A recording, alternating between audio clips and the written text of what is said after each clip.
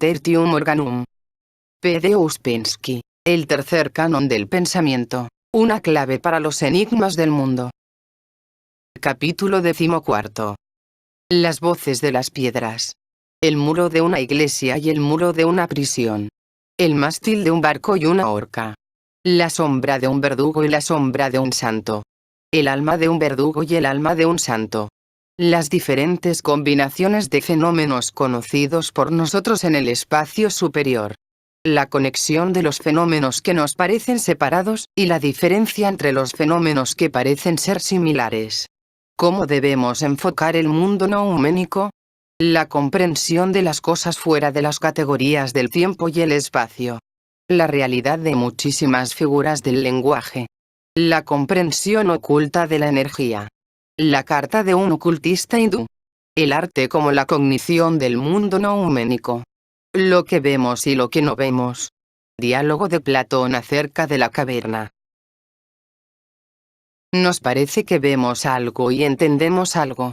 Pero realmente solo tenemos una muy opaca sensación de lo que ocurre alrededor de nosotros, tal como un caracol tiene una opaca sensación de la luz solar, de la lluvia, de la oscuridad. En ocasiones, sentimos en las cosas, opacamente, la diferencia resultante de sus funciones, o sea, su diferencia real. Una vez, yo estaba cruzando el Neva en un barco con mi amigo, con quien, antes de esto y después, tuve muchas conversaciones sobre los temas considerados en este libro. Habíamos estado hablando, pero al acercarnos a la fortaleza quedamos en silencio, mirando los muros y pensando probablemente más o menos los mismos pensamientos. Hay también chimeneas de fábrica. Dijo, Y realmente, desde detrás de la fortaleza se elevaban chimeneas de ladrillo con sus partes superiores ennegrecidas por el humo. Y súbitamente, cuando él dijo eso, tuve una sensación increíblemente vívida de la diferencia entre las chimeneas de una fábrica y los muros de una prisión, una sensación parecida a un choque eléctrico. Sentí la diferencia de los ladrillos mismos. Y me pareció que, tuvo la misma sensación. Tiempo después, en una conversación con recordé este episodio, y me dijo que no solo entonces, sino siempre él había sentido esta diferencia y estaba profundamente convencido de su realidad.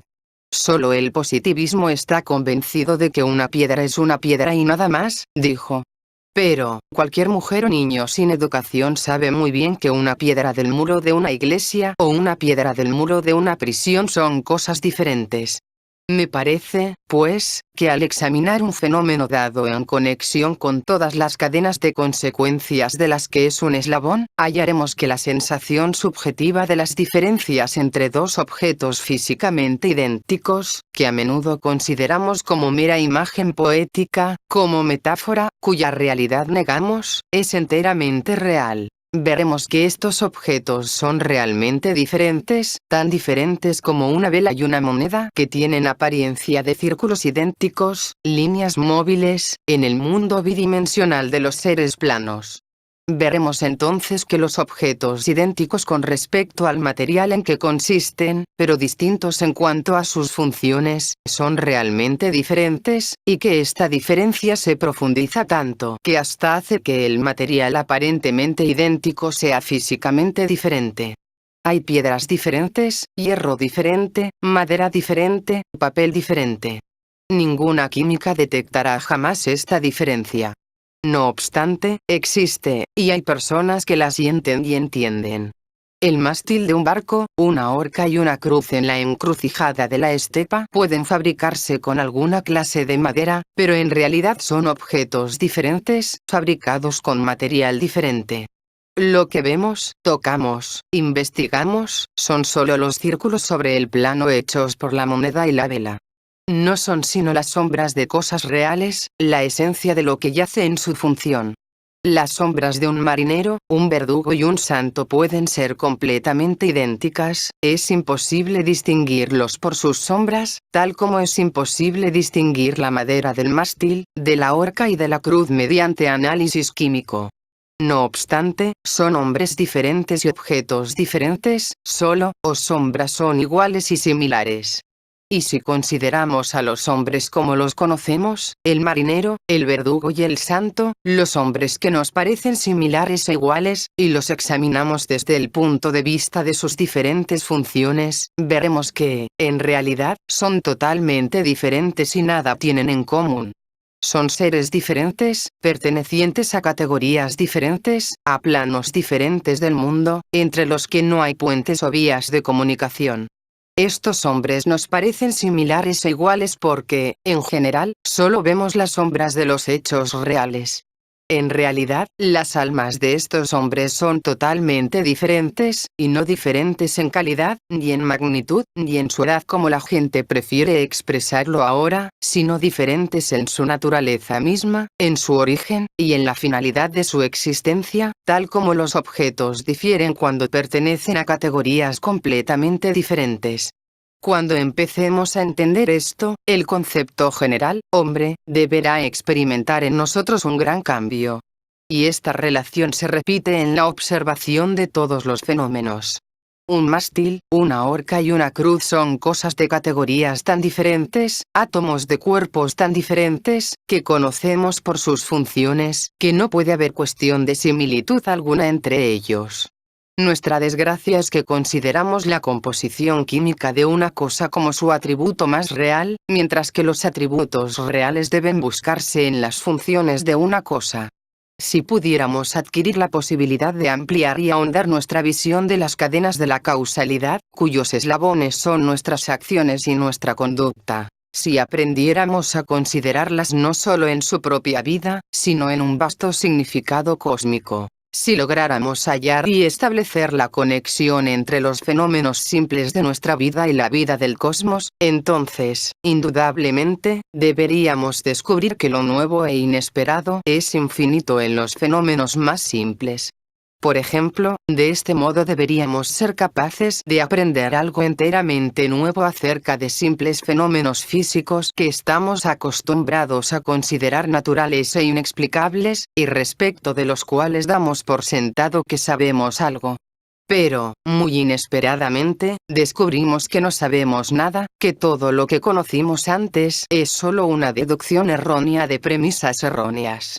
Algo infinitamente vasto e inconmensurablemente significativo puede revelársenos en fenómenos como la expansión y la contracción de los sólidos, los fenómenos eléctricos, el calor, la luz, el sonido, el movimiento de los planetas, la llegada del día y de la noche, la sucesión de las estaciones, una tormenta de truenos, los relámpagos, etc.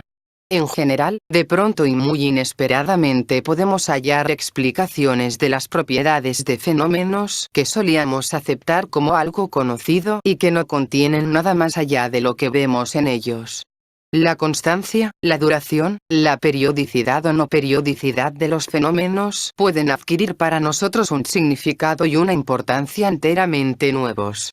En la transición de un fenómeno al otro es mucho lo nuevo e inesperado que puede revelársenos. Nacimiento, muerte, la vida de un hombre, su relación con otros hombres, amor, enemistad, simpatías, deseos y pasiones pueden aparecer de repente bajo una luz enteramente nueva. Nos es difícil imaginar en este momento la naturaleza de esta novedad que es posible que sintamos en viejas cosas familiares. Y, una vez que la empezamos a sentir, será dificilísimo entenderla. Pero en realidad, solo nuestra incapacidad para sentir y entender esta novedad es la que nos separa de ella, pues vivimos en ella y en medio de ella.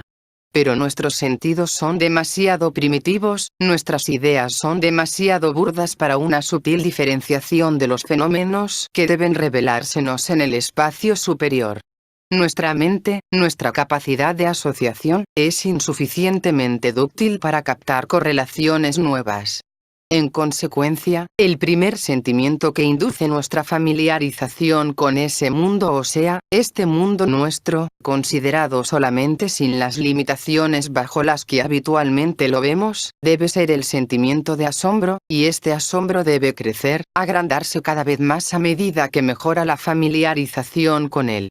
Y cuando mejor conozcamos una cosa o cierta correlación de cosas, cuando estemos más próximos y familiarizados con ella, mayor será nuestro asombro y más será lo nuevo e inesperado que descubriremos en ellas.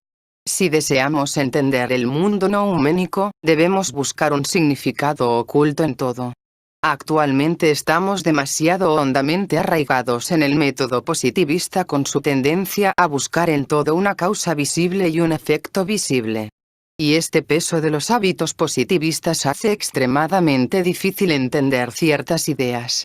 Entre otras cosas, nos es extremadamente difícil entender la realidad de la diferencia en el mundo nouménico entre objetos que son similares en nuestro mundo, pero que tienen funciones diferentes. Sin embargo, si queremos entender aproximadamente al mundo nouménico, debemos empeñarnos con toda nuestra fuerza en notar todas aquellas aparentes diferencias subjetivas entre los objetos, que ocasionalmente nos asombran y que a veces sentimos tan dolorosa y claramente. Aquellas diferencias que se expresan en las imágenes artísticas y que nos dan vislumbres del mundo de las realidades. Estas diferencias son las realidades del mundo nouménico, mucho más reales que todo el maya de nuestros fenómenos. Debemos empeñarnos en notar estas realidades y desarrollar en nosotros la capacidad para sentirlas, porque es precisamente de este modo, y solo de este modo, que entramos en comunión con el mundo nouménico o con el mundo de las causas. Encuentro un ejemplo interesantísimo de comprensión del significado oculto de los fenómenos en el libro de Occult World, contenido en la carta de un ocultista hindú al autor de esa obra, A.P. Sinet.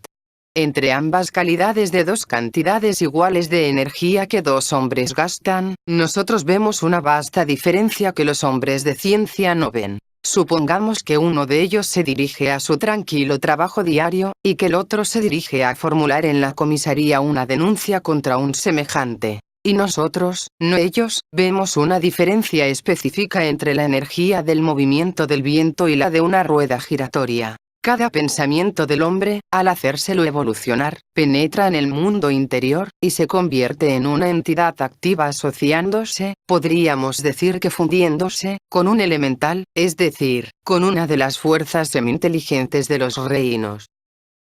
Si por el momento dejamos de lado la última parte de esta cita y solo tomamos la primera, veremos que, ciertamente, el hombre de ciencia no admite la diferencia en la calidad de energía que gastan dos hombres que caminan, uno hacia su trabajo y el otro a formular una denuncia contra alguien. Para la ciencia, esta diferencia no es discernible. La ciencia no lo siente ni lo reconoce.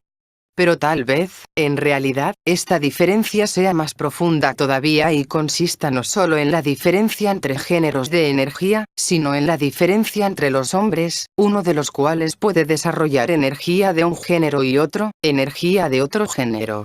Y nosotros poseemos una forma de percepción que siente perfectamente esta diferencia, la entiende y conoce. Estoy hablando del arte.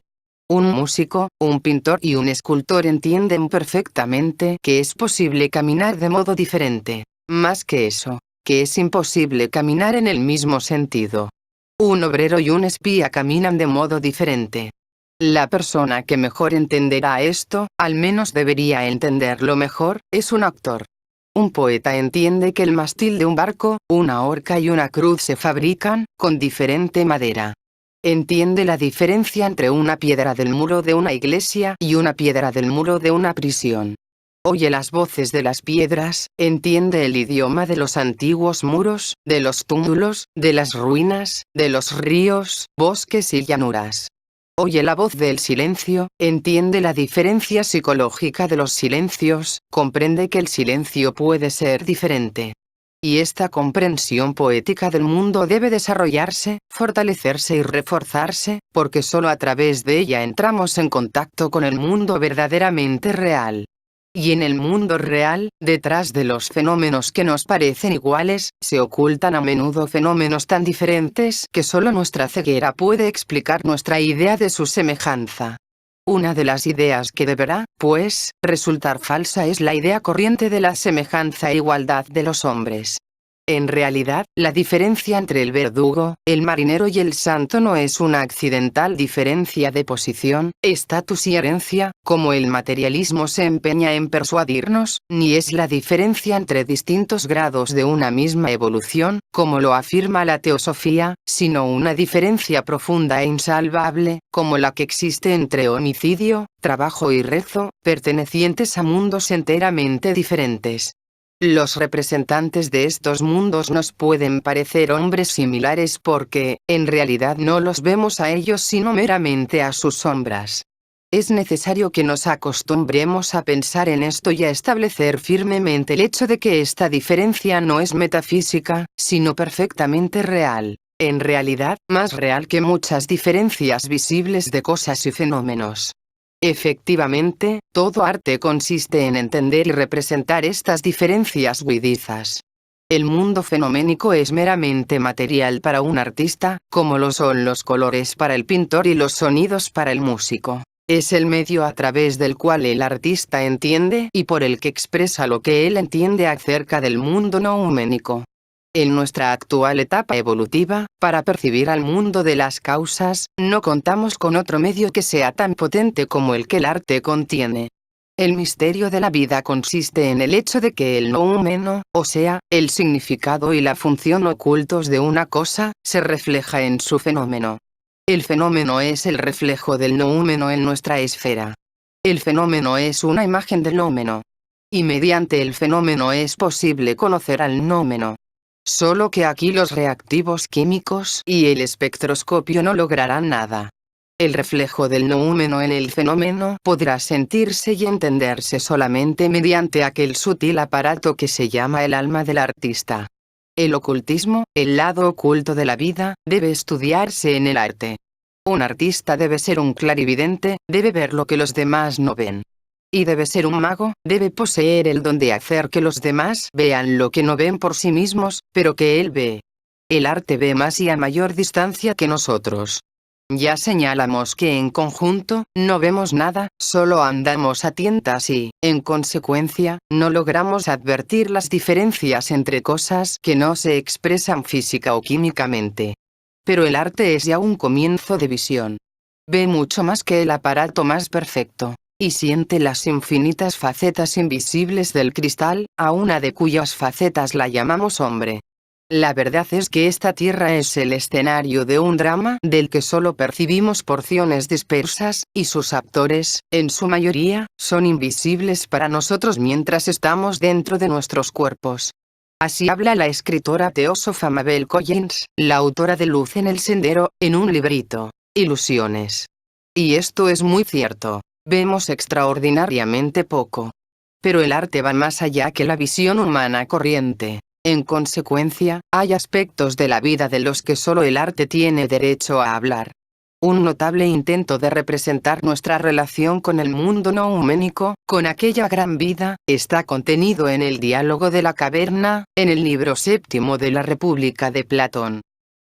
Figúrate unos seres humanos que viven en una caverna subterránea, cuya boca se abre hacia la luz y que se proyecta en toda su longitud. Ellos estuvieron aquí desde su niñez. Sus piernas y cuellos encadenados, impiden moverse. Solo pueden ver delante de ellos, y las cadenas no les permiten girar las cabezas. A cierta distancia, arriba y detrás de ellos, llamea un fuego, y entre este y dos prisioneros hay un camino escarpado. Y si miras, verás en todo el trayecto una tapia, parecida a la mampara que los titiriteros tienen frente a ellos, sobre la cual muestran los muñecos. Me figuro todo eso. Y, apareciendo sobre la tapia, ves hombres que pasan transportando toda clase de vasos, estatuas y figuras de animales hechos con madera y piedra y materiales diversos. Algunos de ellos están hablando, otros guardan silencio. Me has mostrado una imagen extraña, y ellos son extraños cautivos. Parecidos a nosotros. Y ellos solo ven sus propias sombras, o las sombras de otro, que el fuego arroja sobre el muro opuesto de la caverna. Ciertamente, ¿qué otra cosa podrían ver sino sombras, si nunca se les permitió mover sus cabezas? Y, de los objetos que se transportan de manera parecida solo verían las sombras. Sí. Y si pudiera conversar uno con otro, ¿no supondrían estar nombrando lo que estaba realmente delante de ellos? Muy cierto. Y supón que, además, esa prisión tuviera un eco que proviniera del otro lado. Cuando hablara uno de los que pasan, no estarían seguros de imaginar que la voz que oyeron proviniera de la sombra que pasó. Sin duda. Para ellos, literalmente, la verdad no sería sino las sombras de las imágenes. Eso es cierto. Y ahora, mira de nuevo, y ve lo que naturalmente sobrevendrá si a los cautivos se los libera y saca de su error. Al principio, cuando a alguno de ellos se los libere y obligue de pronto a ponerse de pie y girar su cuello y caminar hacia la luz, sufrirá agudos dolores. El deslumbramiento le afligirá y le impedirá distinguir las realidades cuyas sombras viera en su estado anterior. Y luego concebirá algo diciéndose que lo que vio antes fue una ilusión, pero que ahora, cuando más se acerca a la existencia y su vista se vuelve hacia una existencia real, tiene una visión más clara. ¿Cuál será su respuesta? ¿No estará confundido? ¿No fantaseará en el sentido de que las sombras que viera son más verdaderas que los objetos que le muestran ahora? Mucho más verdaderas. Y si se te obliga a mirar directamente hacia la luz, no le dolerán los ojos y le harán alejarse para refugiarse en los objetos de la visión, y que él concebirá que en realidad son más claros que las cosas que ahora se le están mostrando. Es verdad. Y supón, una vez más que lo arrastraran por la fuerza hacia una subida escarpada y áspera, y lo retuvieran poniéndolo obligadamente frente al sol, ¿no es probable que se sienta dolorido e irritado? Cuando se acerque a la luz sus ojos estarán deslumbrados, y no podrá ver nada de lo que ahora se llaman realidades. Por el momento, no. Necesitará acostumbrarse a ver el mundo superior. Y primero verá mejor las sombras, después los reflejos de los hombres y demás objetos en el agua, y luego los objetos mismos. Por último podrá ver el sol. Entonces, seguirá reflexionando que es el sol el dador de estaciones y años, y el guardián de todo lo que existe en el mundo visible, y en cierto sentido la causa de todas las cosas que él y sus amigos se acostumbraron a contemplar. Y al recordar su vieja morada, y la sabiduría de la caverna y sus compañeros de cautiverio, ¿no supones que se congratularía por el cambio, y sentiría compasión por ellos? Ciertamente, lo haría. Y si estuvieran acostumbrados a conferir honores entre los que eran más rápidos para observar las sombras fugaces y observar cuál de ellas pasó antes, y cuál siguió después, y cuáles estaban juntas, y quién era, por tanto, más capaz para sacar conclusiones en cuanto al futuro, ¿piensas que se preocuparía por tales honores y glorias, o envidiaría a quienes los poseyeran? ¿No lo soportaría todo antes que pensar cómo actúan y viven aquellos a su manera? Sí, pienso que él lo sufriría todo antes que albergar estas ideas falsas y vivir de esta manera miserable. Imagínate una vez más que ese hombre sale de repente del sol y lo vuelven a poner en su vieja situación. ¿No estaría él seguro de que sus ojos están llenos de oscuridad? Y si hubiera un certamen, y tuviera que competir en medir las sombras con los cautivos que nunca fueron sacados de la caverna, mientras su vista estuviera aún débil, y antes que sus ojos se regularizaran, y el tiempo que se necesitaría para adquirir este nuevo hábito visual podría ser considerable, ¿él no sería ridículo? Los hombres dirían de él que entre su salida y reingreso, perdió la vista. Y si alguien tratara de liberar a otro y sacarle a la luz, se limitarían a atrapar al ofensor y a matarle. Sin duda. Toda esta alegoría, querido Glaucón, puedes añadirla ahora al argumento anterior. La prisión es el mundo visible. La luz del fuego es el sol. Y no me entenderás mal si interpretas que el viaje hacia arriba es el ascenso del alma hacia el mundo intelectual.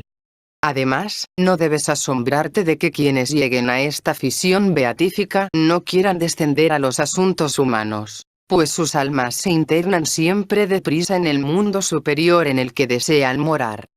Y es de extrañar que quien pasa de las contemplaciones divinas al estado aciago del hombre, se comporte mal, de manera ridícula. No es de extrañarse. Quien tenga sentido común recordará que las confusiones visuales son de dos clases, y surgen de dos causas. de salir de la luz o de entrar en la luz, lo cual es cierto respecto del ojo de la mente, y mucho más respecto del ojo corporal. Y quien recuerde esto cuando vea a alguien cuya visión está confusa y débil, no estará dispuesto a reír. Primero preguntará si el alma de ese hombre salió de la vida más brillante, y no puede ver porque no está acostumbrado a la oscuridad o, habiendo salido de la oscuridad al día, está deslumbrado por exceso de luz. Y considerará a uno feliz en su condición y estado de ser, y compadecerá al otro.